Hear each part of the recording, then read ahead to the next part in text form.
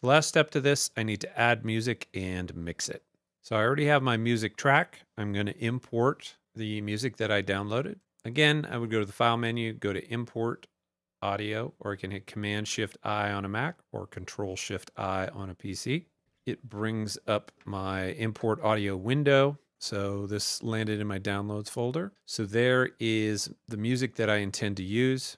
So this one, it's making me convert it, but I always want to copy or convert. I never want to add. And then it asks me what file I want to put it in, and I want to put it in my audio files folder. It asks me if I want it on a new track or in my clips list. And then I want to move this up to my music track though. So I'm going to go to my grabber tool, slide it up. You can get rid of this extra track by going up to track menu and then hit delete. So if I'm going to mix, the easiest way to do it is utilizing my mix window. So I can pull down the window menu and then go to mix. I can hit Command equals on a Mac or Control equal on a PC. Then it brings up a second window, which has faders on it. I want to see what the levels are like when they're combined together. So what I'm going to do is create a master fader. I can go to the track menu, create a new track, or I can hit Command-Shift-N on a Mac or Control-Shift-N on a PC. Then it brings up this window here. So because I have a stereo music file, I'm going to make my master track be stereo as well. Change it to stereo. Instead of an audio track, I want a master fader. Hit create. So now in my mix window, I have another track which allows me to see the sum of both of these two. So the first step I would do is I would turn the music down, get a good level for my vocals. So I want my vocals to be at about -10, a little hotter than I need to be, so I'm going to turn this down some. And then I just add the music in at a level where I can hear both the music and the voiceover. Are you ready for this? Valley View Automotive Scott. So let's just say that's a good level there. You want to listen to the whole thing.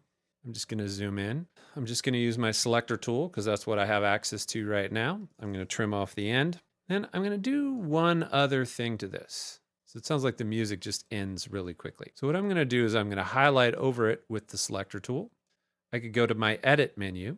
Then down at the bottom, I have fades, and I could create a fade. On a Mac, this is Command F, or on a PC, this is Control F. If my keyboard focus was set up, I would just be able to hit F. It will bring up this fade window, and then I just click OK, and now I have a smooth transition out. So I'm also going to put a tiny fade on the voiceover too. So I'm going to highlight over it. I'm going to hit F. So now I have a mix and then I have a clean ending. So the next thing I want to do is I want to bounce this out. So the assignment says that I need to bounce it out and I need to convert it to a different sample rate and bit depth. What I'm going to do is I'm going to find my longest track. So I'm just going to highlight that track. One thing you might notice is that when I highlight stuff on the track itself, it also highlights it in the timeline here. So the next thing that I'm going to do is a function called bounce to disk. Bounce to disk takes all of the things that are between these 2 points in time and combines them into a single sound file. Then I'm creating a new file out of all of this. So I'm going to go to File, then I'm going to go to Bounce to, and then Disk. It brings up this window here.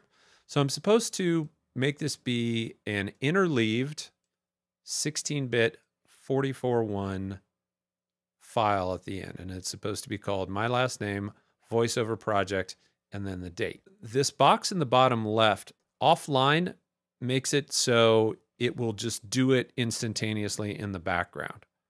However, you might want to do this online and then actually sit there and listen to it. Make sure that it actually sounds okay. If you're confident enough that it's going to work, you always need to check it after the fact anyways. So this time I'm going to do it offline. I'm going to hit bounce. It's going to calculate it. Within the folder for my project, now I have a bounced files folder, and it has the bounced file that I just created. What you might want to do is actually listen to this file. So if you click it, it should open up in iTunes, and then listen to it and double check. Are you ready for this? Valley View Automotive's got all the hottest SUVs you've been looking for. Enjoy a test drive and and then listen to it all the way through. Once I'm satisfied, then you need to zip this entire folder. If you only give me part of it, if you only give me your session, this isn't enough information for me to grade. On a Mac, you would right-click the whole folder and then choose Compress. Then it will create a zipped file. On a PC, you find it in your Documents window, and then you click on the Share tab, and then you have an option to click Zip, and it will create a zipped file for you. Then you take this file and you upload it to Canvas.